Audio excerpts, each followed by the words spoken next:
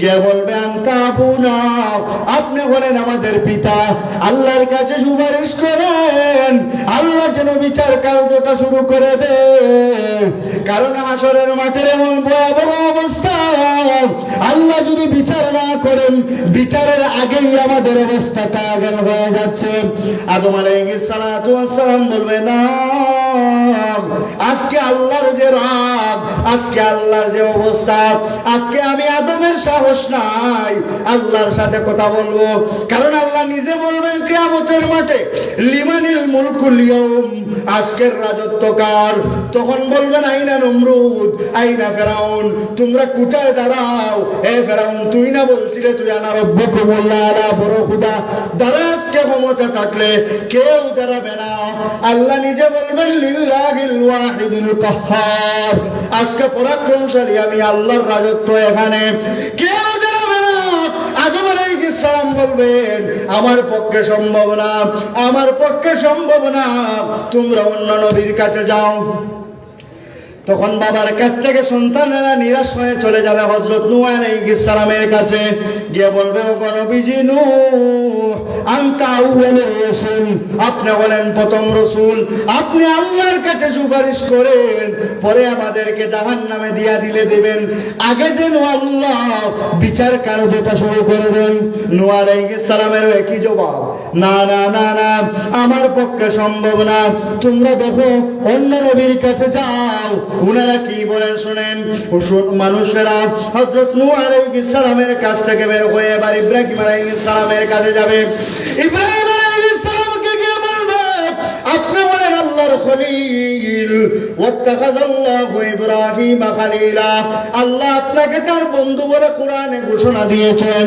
আপনি বলেন আমাদের জাতির পিতা, মুসলমানের জাতির পিতাকে জি ইব্রাহিম আলাইহিস সালাম, মিল্লাত আবিকুম ইব্রাহিম, আল্লাহ বলেন তোমাদের জাতির পিতা হলেন ইব্রাহিম আলাইহিস সালাম। ওগো ইব্রাহিম, আপনি হলেন আমাদের জাতির পিতা, আপনি হলেন আল্লাহর খলিল, আপনি আল্লাহর কাছে বলেন আল্লাহ যেন বিচার কার্য শুরু করে দেন। শেষ পর্যন্ত ইব্রাহিম আলাইহিস সালাম বলবে না, আমার পক্ষে সম্ভব হবে না, আজকে আল্লাহর কাছে বলবো। এরপরে মানুষ মূসা আলাইহিস সালামের কাছে গিয়ে বলবে ওগো নবী মূসা, আপনি বলেন ওয়াকাল্লামাল্লাহু মূসা তাকলিমা, দুনিয়াতে সরাসরি আল্লাহর সাথে কথা বলেছেন একমাত্র আপনি। আপনার কথা বলে বলে অভ্যাস আছে, যেমন এমপি সাহেবের কাছে আপনি কিছু চাইবেন সরাসরি আপনি কি যাবেন না, যাবেন কার সাথে, যার এমপি সাহেবের সাথে কথা একটু আছে মাঝে মধ্যে ফোনে আলাপ হয়। ঠিক তেমনি ভাবে মানুষ বলবে ওগো নবী মূসা, আল্লাহর সাথে তো আপনার ফোনে আলাপ না, সরাসরি আলাপ। সুবহানাল্লাহ বলেন। এ নবী মূসা, আল্লাহর কাছে বলেন আল্লাহ যেন বিচার কার্যটা শুরু করে দেন। মূসা আলাইহিস সালাম বলবে আসরবাসীরা, আজকে আল্লাহর যে রাগ, আমি জীবনে আল্লাহকে এত রাগে দেখি নাই, আল্লাহর রাগে আজকে তমতম। আমি মূসা যদি আজকে আল্লাহর কাছে বলি, আমি মূসা চলে যেতে পারি, হয়তো আজকে আমি কথা বলবো না, তোমরা অন্য নবীর কাছে যাও। অন্য নবী বলতে মূসা আলাইহিস সালামের কাছ থেকে শেষ পর্যন্ত ঈসা আলাইহিস সালামের কাছে যাবে। ঈসা আলাইহিস সালামের কাছে যাওয়ার পরে ঈসা আলাইহিস সালামকে বলবেন ওগো আল্লাহর নবী ঈসা, আপনি বলেন আমাদের নবীর আগে সর্বশেষ নবী, আপনি আল্লাহ, আপনি বলেন আমাদের পাশাপাশি নবী, আল্লাহর কাছে বলেন না কেন আল্লাহ যেন বিচার কার্য শুরু করে দেন।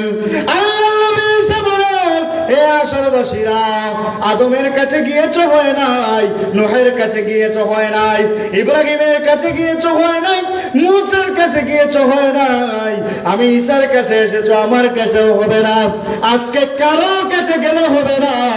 আজকে যদি আল্লাহর এই রাতকে তোমরা থামাতে হয়, আর আজকে যদি বিচার কার্য শুরু করার জন্য সুপারিশ করার কথা বলতে হয়, তাহলে একমাত্র একজনই পারবে, তিনি হলেন আল্লাহর হাবিব, শেষ নবী, আখেরি নবী, সর্বশেষ এবং সর্বশ্রেষ্ঠ নবী মুহাম্মদুর রাসূলুল্লাহ সাল্লাল্লাহু আলাইহি ওয়াসাল্লাম। আর জোরে সুবহানাল্লাহ। তোমরা যাও মুসুনার কাছে, আর কোন জায়গায় গিয়ে সময় নষ্ট করো না। আমরা যেমন বলি তুই যেখানে যাওয়ার কথা সেখানে যাও নাই, সময় নষ্ট কররা, অমুকের কাছে গেলে তো কাছে পৌঁছে যাইতা। ঈসা আলাইহিস সালাম তেমনি বলবেন, তোমরা এখানে কেন, প্রথমেই কেন গেলে না সাইয়্যিদুল মুরসালিনের কাছে? সাইয়্যিদুল মুরসালিনকে গিয়ে বলো তিনি যেন সুপারিশ করেন। আজকে আল্লাহর রাগ থামানো, উনি ছাড়া 2 নম্বর কেউ আল্লাহর রাগ থামাতে পারবে না।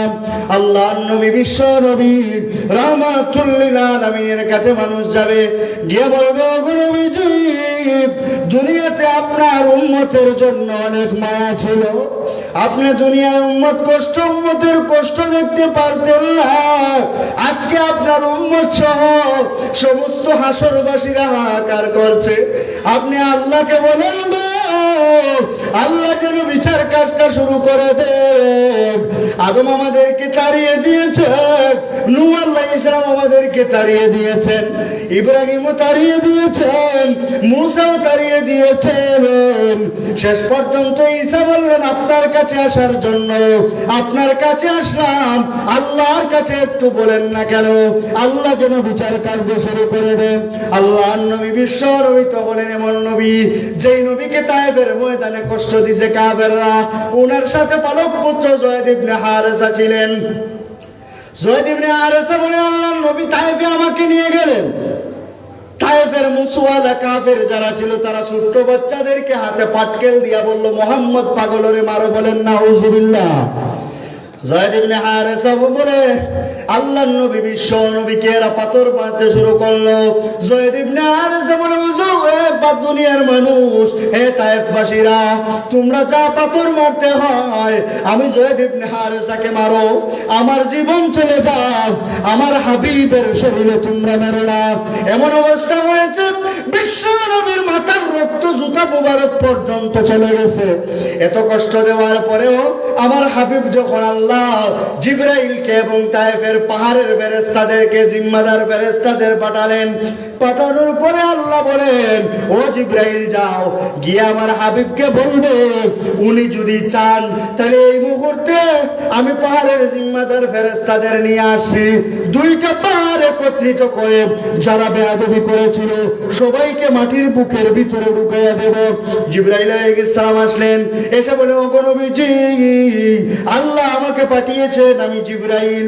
উনি হলেন ডানের পাহাড়ের জিম্মাদার, উনি হলেন বামের পাহাড়ের জিম্মাদার। আপনি বলতে দেরি হবে, 2 পাহাড় একত্রিত করে শেষ করে দিতে দেরি হবে না। আপনি অনুমতি দেন, 2 পাহাড় একত্রিত করে সবাইকে ধ্বংস করে দেব। জিবরাইল, ও তুমি তো পাহাড়ের ফেরেশতাদের নিয়ে আসছো, আল্লাহ আমাকে অনুমতি দিয়েছেন, কিন্তু দুনিয়াতে তো আমি আযাব হিসাবে আসি নাই, দুনিয়াতে আমি রহমত হিসাবে এসেছি। আল্লাহ এরপরে আল্লাহর রাসূল বলেন, ও জিবরাইল, এখন শুনো, আমি দোয়া করি আল্লাহর কাছে। এত মার খাওয়ার পরে বলেন, আল্লাহুম্মা গফির লিকাওমি, আল্লাহুম্মা হদি কাওমি ফাইন্নাহুম লা ইয়ালামুন। ও আল্লাহ, আমার কম বুঝে না, ও আল্লাহ আমার কম আমার চিনে নাই, তুমি তাদেরকে মাফ করে দাও। ফেরাগি উম্মতোं रुशीद उनको सुइनों को किनारे पर लगा दे डूबने वाले सफीनों को। উনি দোয়া করে, আল্লাহ আমি দেখতেছি এদের নৌকাটা জাহান্নামের পারে চলে যাচ্ছে, আল্লাহ জাহান্নামের আগুনের ঢেউয়ে এদের ঈমান নামক নৌকাটা চলে যাচ্ছে জাহান্নামে, তুমি এদেরকে বাঁচায়া এদের নৌকাটা জান্নাতের পার পর্যন্ত নিয়ে আসো। সুবহানাল্লাহ। আল্লাহর কাছে বলেন, আল্লাহ এই তায়েফবাসী আমাকে চিনে না, আল্লাহ আমি ওদেরকে মাফ করে দিলাম।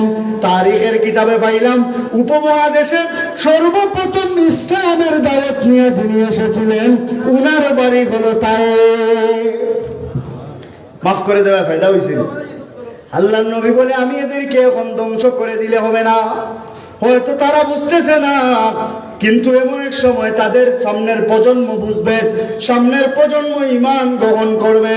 আল্লাহর নবী, বিশ্ব নবী রাহমাতুল লিল আলামিন, এবার আল্লাহর নবী সাহাবা ফেরেশতারা আল্লাহর রাসূল সাল্লাল্লাহু আলাইহি ওয়াসাল্লামের কাছে সবাই যখন যাবে, সবাই যাওয়ার পরে আল্লাহর রাসূল সাল্লাল্লাহু আলাইহি ওয়াসাল্লাম সাথে সাথে আল্লাহর দরবারে সিজদায় পড়ে যাবেন। বলেন সুবহানাল্লাহ। সিজদায় পড়ে বলবে, আল্লাহ আনতা আরহামুর রাহিমিন, আল্লাহ তোমার নাম কি রহমান না? আল্লাহ তোমার নাম কি রহিম না? রহমান যদি হয়ে থাকো, রহিম